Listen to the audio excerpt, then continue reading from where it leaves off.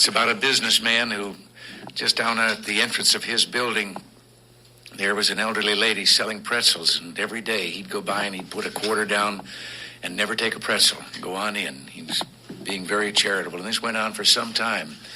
And he came along one day, put down his quarter, and she took him by the arm. And he looked at her and he said, "Well, you probably want to know why for this full year I've been leaving 25 cents on the plate and not taking a pretzel." And she said, "No, I just wanted to tell you that pretzels are 35 cents now." Good morning. It's Friday, Fight Song Friday, December the 26th, and this is The True Conservative. Welcome to all the butchers, bakers, and candlestick makers out there. I'm Ron, your host, and the only true conservative in the United States today. So today, after the Serenity Prayer and the patriotic song of the day, we will have Varney and Company, meditation, and the collapse of parenting. All that and more when I get back.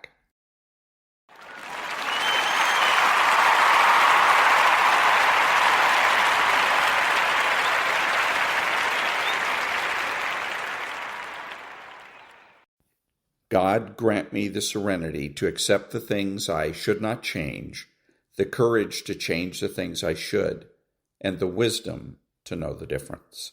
Amen.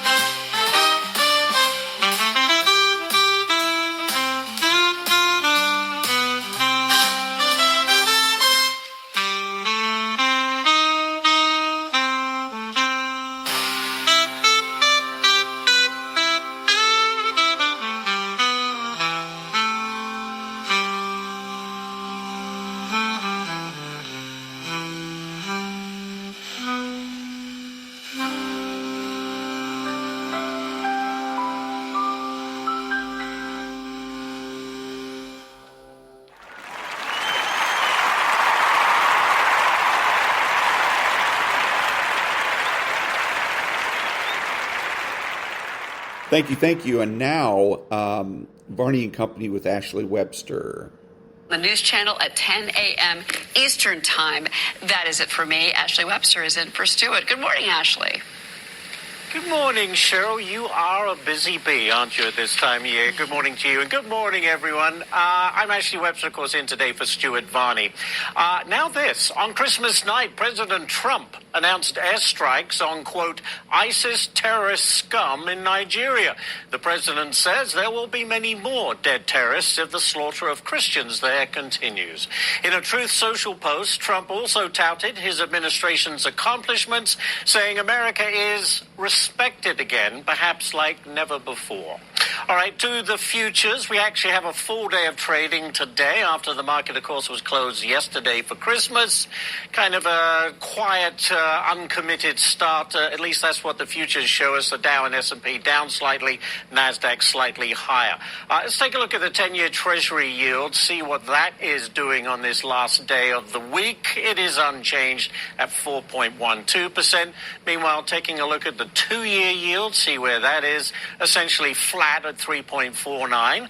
Let's take a look at Bitcoin. It has been on a downward motion for a while, and there you go. It's coming back a little bit, up just over $1,000 at 88,870 on Bitcoin. But oh my, you just can't hold back gold these days. Another record high, $4,558 per troy ounce for gold. Don't forget silver. It's also been on a tear, up another 4% at 74.67. Take a look at the price of oil if we can. There you go. Down about 56 cents at 57.78. And oh, what about the price for a gallon of regular gas? How about this? This is the average, $2.84. Not bad at all. Okay, on the show today, the failed Harris Waltz campaign still haunting the DNC. Democrats are nearly $16 million in debt. That's far behind the RNC's $90 million in cash on hand. Meantime, AAA says expect heavy traffic on the roads and airport delays today as a massive snowstorm is threatening the Northeast. Plus, thinking of returning a holiday gift? Guess what? Could cost you as much as $45. As always, we cover it all. It is Friday, December the 26th, 2025. And that was Ashley Webster, Nonprofit News Now. Back in a minute.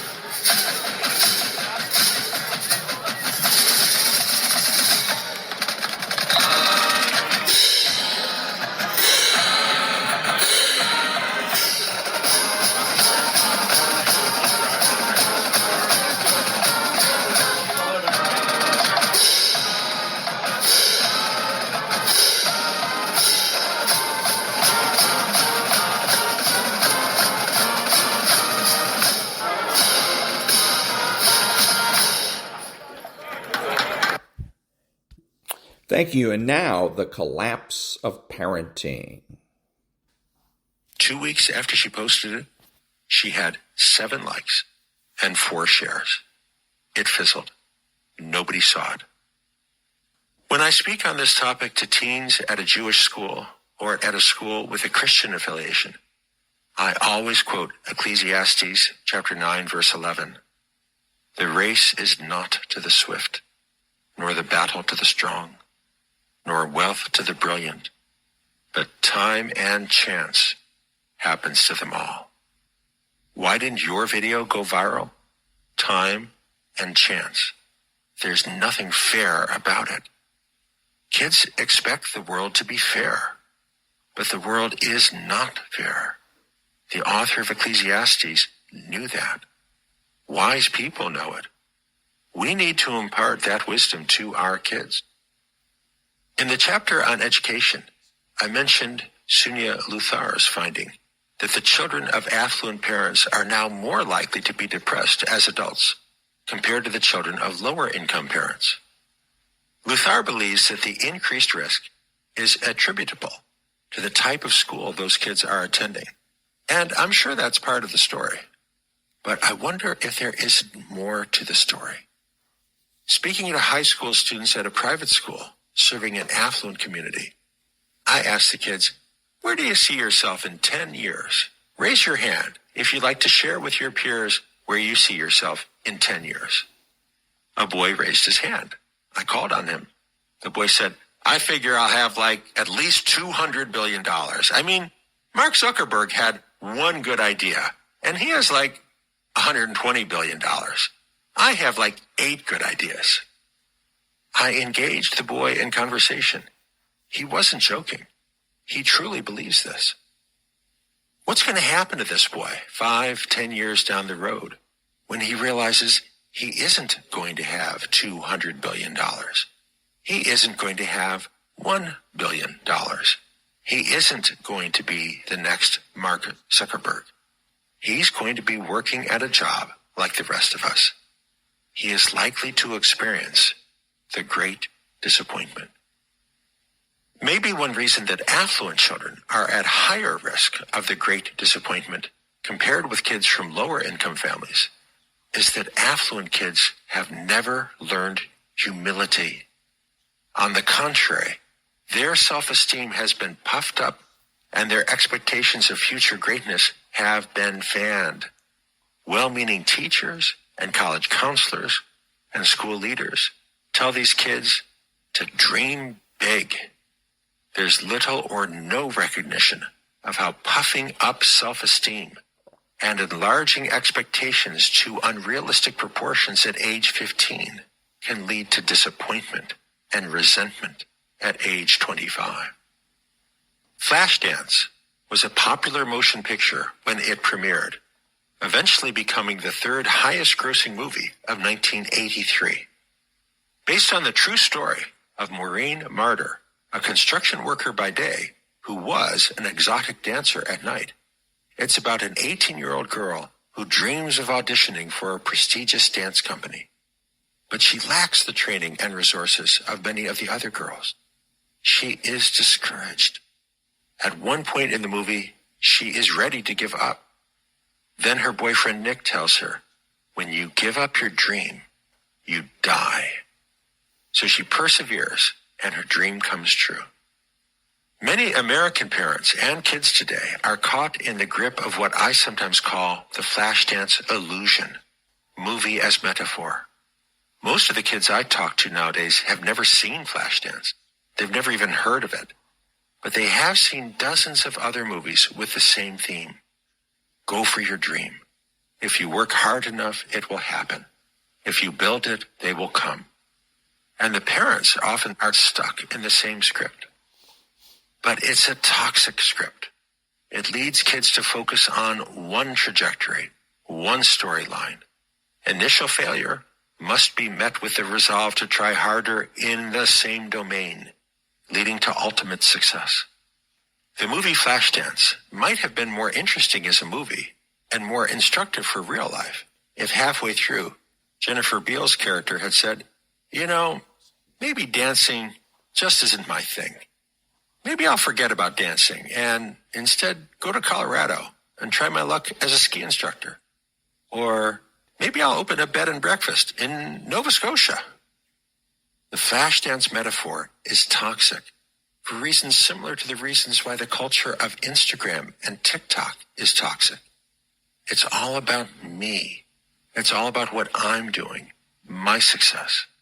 For many middle-income and affluent parents, the deepest meaning of life they can offer their children is this notion of success, conquering the world, becoming top dog.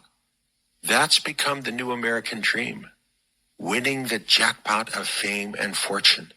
Success equals fulfillment, or so many parents now seem to believe. As New York Times columnist David Brooks has observed, American culture today is based on the premise that career and economic success can lead to fulfillment, an assumption which Brooks calls the central illusion of our time. The flip side of the dream is what Mark Schiffman, professor of humanities at Villanova, calls the game of fear. The concern so many young Americans now have that they will not find their place, that they will be less successful than their parents. It has always been hard to answer life's deep and abiding questions, observes Schiffman. But he believes that contemporary American culture makes it hard to ask them at all. He points out that young adults today have become accustomed to relying on institutionalized criteria to validate and affirm themselves. The result is a focus on what kids do, what they achieve, instead of on who they are, their character, their core, their soul. It's part of your job as a parent to help your child develop character, self-control, conscientiousness, to help your child learn what matters and what doesn't matter. Doing so, Professor Schiffman concludes, will give your child clearer bearings amid life's uncertainties, a place to stand outside the game of fear.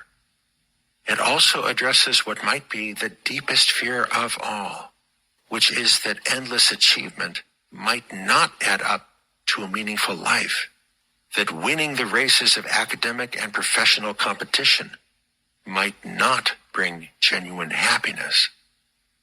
The antidote to the culture of flash dance and TikTok is to teach humility and gratitude.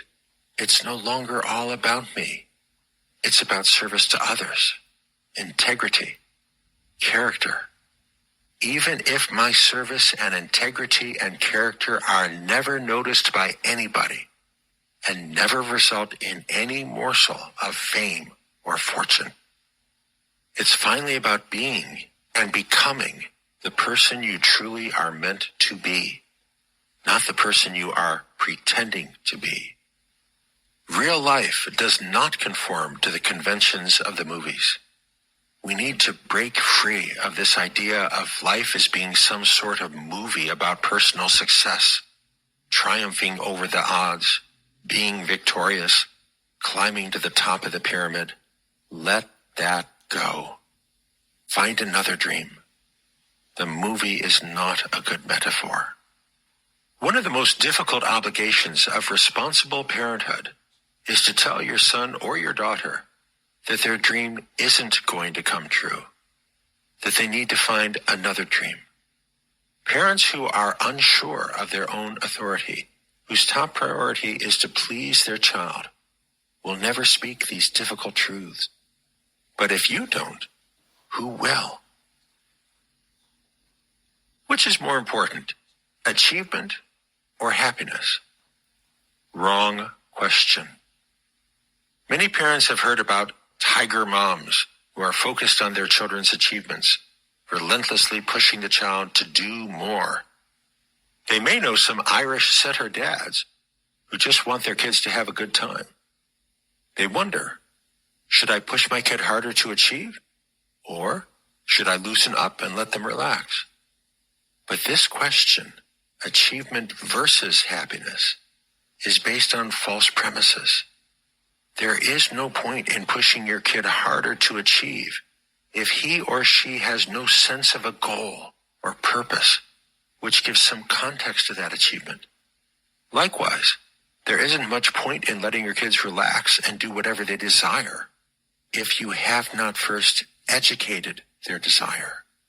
If a parent hasn't educated their child's desire, and the kid has a device with internet access, then it's likely that the girl is going to be on TikTok and the boy is going to be playing video games.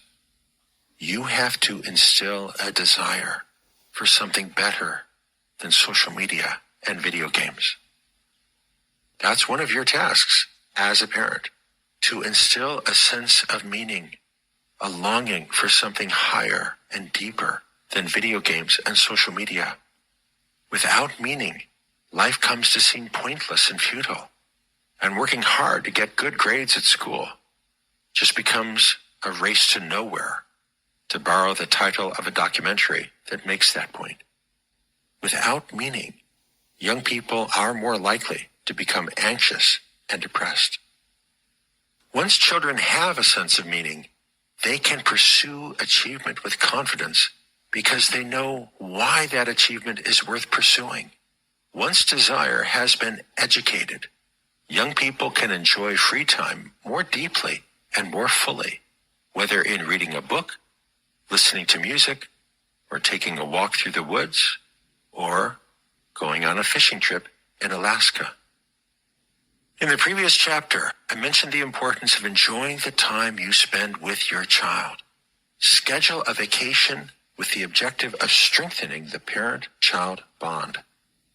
That's what Bill Phillips, remember the breathalyzer, was doing the morning of August 9th, 2010, when he and his youngest son, Willie, 13 years old, climbed aboard a 12-seater amphibious float plane in a remote corner of southwestern Alaska, on their way to some of the best salmon and trout fishing in the world, where the Nushagak River joins Lake Nurka.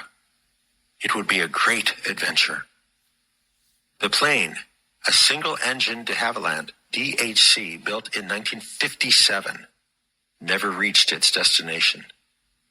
The pilot, Theron Terry Smith, 62 years old, had survived a stroke 4 years earlier and was grieving the recent death of his son-in-law, who had died in a plane crash. The group boarded the float plane around 11 a.m. Staff at their lodge called the fishing camp around 5 p.m. to ask when the party would be returning for dinner. That's when the staff learned that the 9 people who were on board the plane had never arrived at the fishing camp.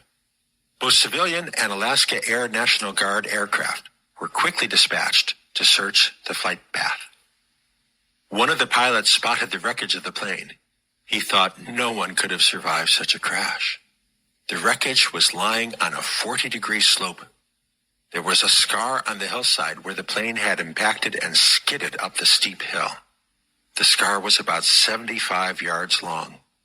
The front of the aircraft had been sheared completely off. Then the pilot heard another pilot on the radio. The other pilot had spotted someone waving for help. Someone at the scene of the crash is waving for help. That waving hand converted a recovery mission into a rescue mission. The pilots alerted the medical chain of command. There is at least one person still alive down there. But how to execute a rescue? There was no place for a helicopter to land, and time was short. Conditions on the hillside were cold and damp. A doctor, Dr. Danny Bowman, was helicoptered to the closest landing spot, about 1,000 feet away. She forced a path to the crash site through dense brush as fog and cold rain blanketed the area and nightfall set in, according to one news report. Willie Phillips had survived. His father, Bill Phillips, was dead. Willie had not been wearing a seatbelt. When the plane hit the mountain, he was thrown forward into the open cockpit. His nose was completely smashed. The braces on his teeth were ripped off. His left foot and ankle were a mangled puddle of crushed bone. 2 other survivors who had been wearing a seatbelt were unable to move because their pelvises had been fractured by the force of the impact against the seatbelts. In the confusion and horror immediately following the impact, which the survivors agreed occurred with no warning, Willie realized first that his father was dead. Second, that he himself was injured. Third, that the plane was a tangle of debris. Later rescuers had to cut open the steel fuselage to extract the other survivors. When we spoke recently, more than 13 years after the event, Willie told me that he didn't cry. I knew I just had to figure out the solution to the situation. Willie managed to crawl out of the jumble of the broken aircraft, slippery with jet fuel and cold rain, and jump 7 feet down to the ground to wave his sweatshirt at the first search aircraft flying low overhead, even though that jump further compounded his own injuries. It's hard to imagine a stress much worse than witnessing the death of a beloved father and at the same time being in agonizing pain from broken bones. No one could have faulted Willie if he just crumpled into a ball next to his father's corpse.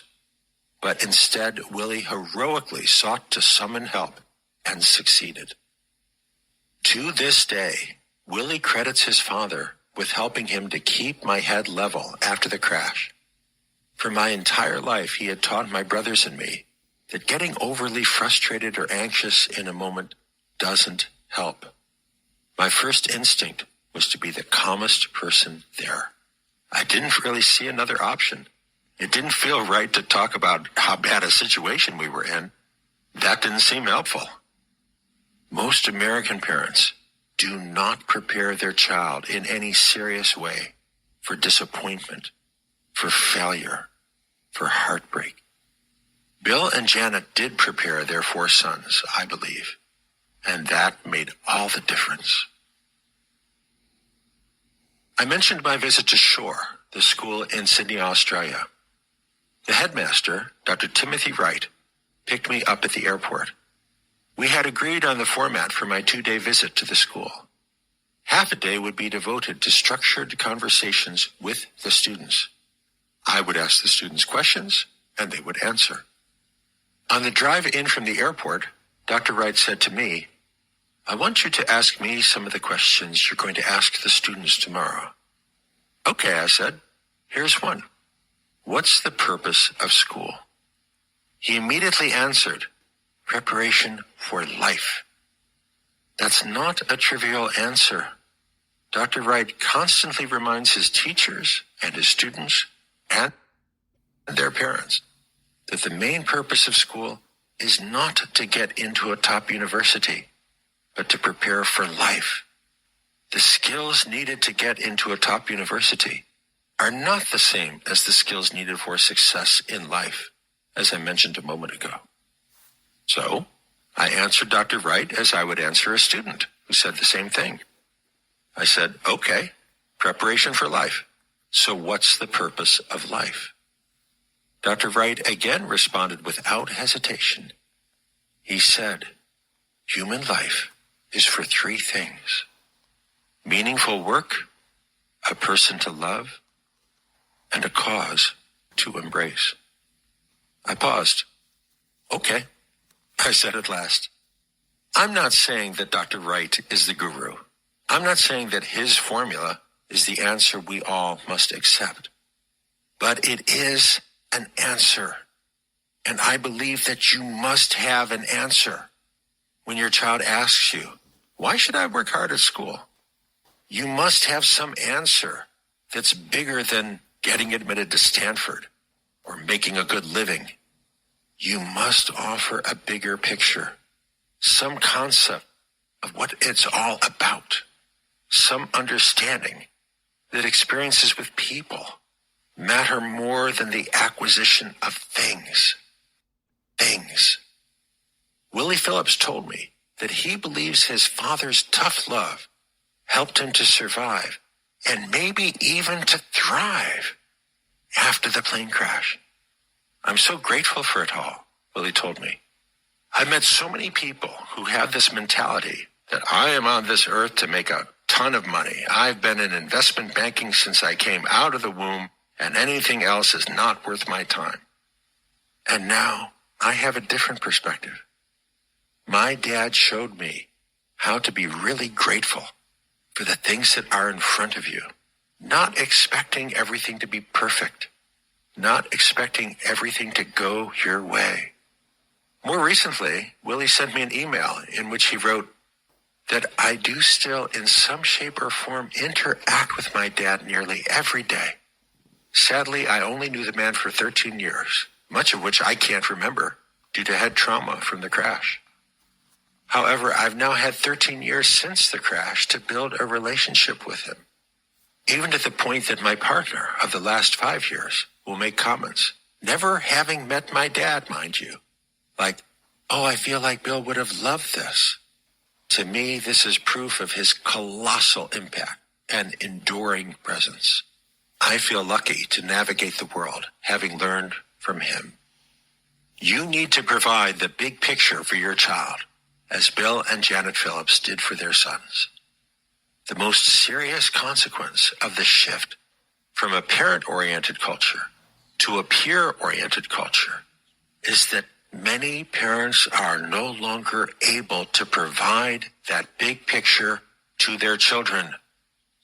By the time an American child is 12 years old, she or he is more likely to look to peers than to parents for guidance about what really matters in life. But children are not competent to guide other children. That's what parents are for. Without strong guidance from parents, children and teenagers turn to the marketplace for direction about what counts and what matters. But today, the American marketplace, the mainstream culture in which most American children and teenagers now take part, is focused narrowly and relentlessly on fame and wealth. In the culture of Drake and Bruno Mars and Charli D'Amelio and Cardi B and TikTok, fame and money are what matter most. But the pursuit of fame and wealth for their own sake impoverishes the soul. And because most of us will never be famous and will never be billionaires, the end result of the pursuit of fame and wealth is frustration, envy, and resentment. Frustration. I'm working as hard as I can, but I'm not getting what I want, not even close. Envy. I wish I had what he or she has, or even just a fraction. Resentment. Why him? Why her? Why not me? It's not fair. The past 10 years have witnessed a perfect storm of hammer blows to the fabric of society, coming at us from all different directions. The authority of parents has been undermined. Social media and online video games have created virtual universes into which kids are lured and become unmoored. The culture of disrespect has eroded basic social norms.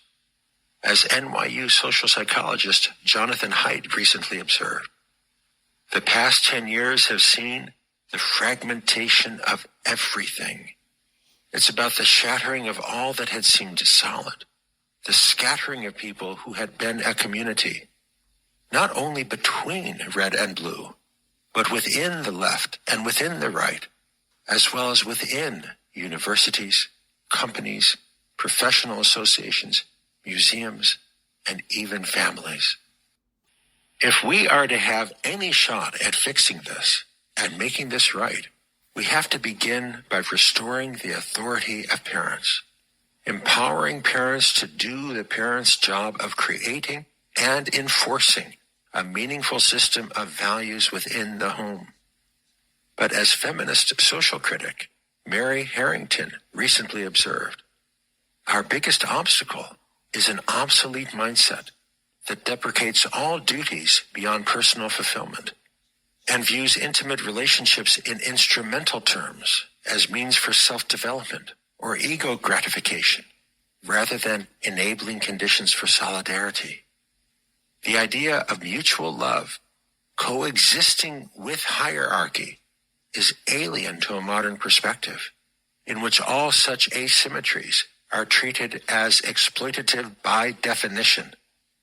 In other words, parents find it hard today to reconcile "I love you" with "because I'm your mother, that's why."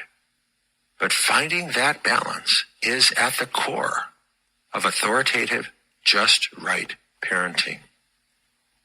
As our society falls apart, kids need their parents more than ever to hold things together, to provide meaning and context and purpose. It's unreasonable to expect 10-year-olds or 12-year-olds or 14-year-olds or even 16-year-olds to do this on their own. No society has ever imposed that burden on children. But while the fragmentation of everything has made the role of parents more important than ever, the same fragmentation has undermined parents' ability to deliver.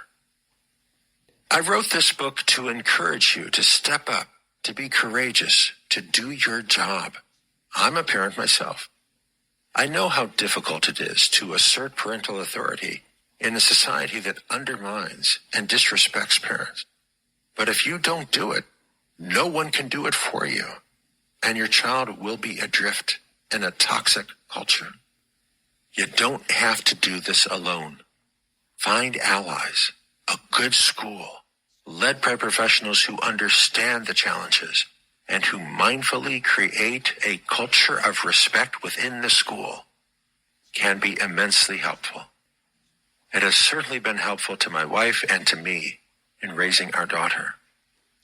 If you belong to a community of faith, then the church, the synagogue, or the mosque should be able to provide a community of men and women who share a tradition that teaches right and wrong, up and down, from a perspective profoundly at odds with the culture of TikTok and Instagram. That alternative perspective can be enormously helpful and grounding. Not all communities of faith offer this connection across generations, but some do. Find one that does. Good friends, extended family, and neighbors can help to provide the village that every child needs to become a fulfilled adult. But none of those people can take your place. They can support you.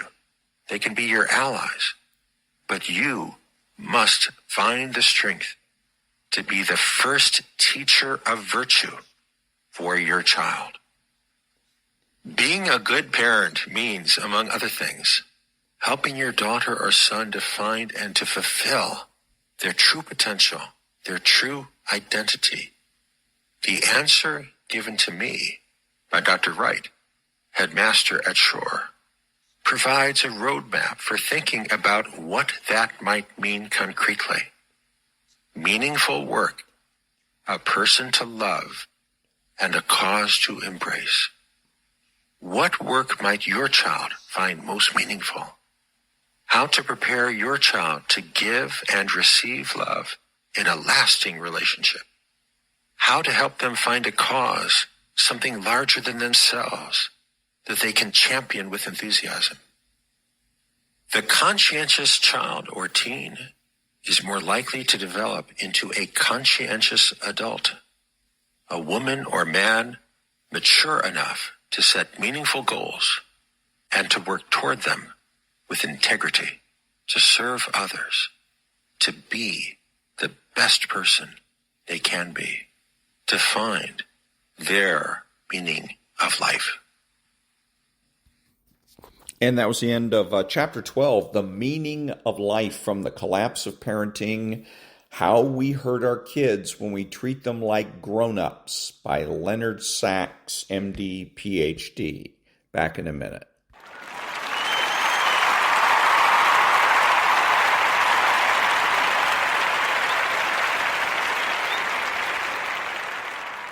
Thank you. So with Dr. Sachs in this last chapter, he makes the mistake of assuming that the deficiencies that he sees in parenting is universal and that it applies across the board. It's not true. It is false. The deficiencies he's seeing in his parenting is coming from liberal parents. Only liberal parents treat their children like grown-ups, which is another way of saying treating them sovereign. Normal parents, i.e. conservative parents, don't do that. And you can see evidence of that in our society today. Plenty of kids that are going about their lives and living fulfilling lives as kids and look as though they're going to have good, solid, fulfilling futures. But then there are the other kids that you see on the news that are out taking over street corners and doing donuts, or other kids and doing it in stolen cars, and other kids that get a posse together and then go rob the local CVS. Those kids are liberals. They were raised by liberals. And that's what he should be addressing. He should be addressing liberal parents and liberal parenting, and doing his best to convince those liberal parents that the sovereignty issue is simply a waste of time. Now, in the title of his book, it says how we fail our children.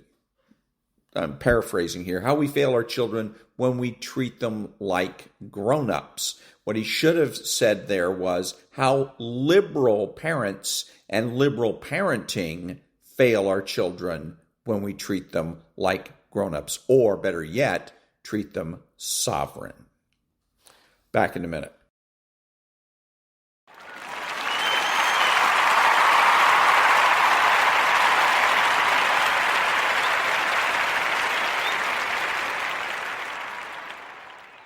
Thank you. This is Ron, your host, the only true conservative in the United States today, bidding adios to all the butchers, bakers, and candlestick makers out there, and reminding you that you're not neutral and that the government has no rights.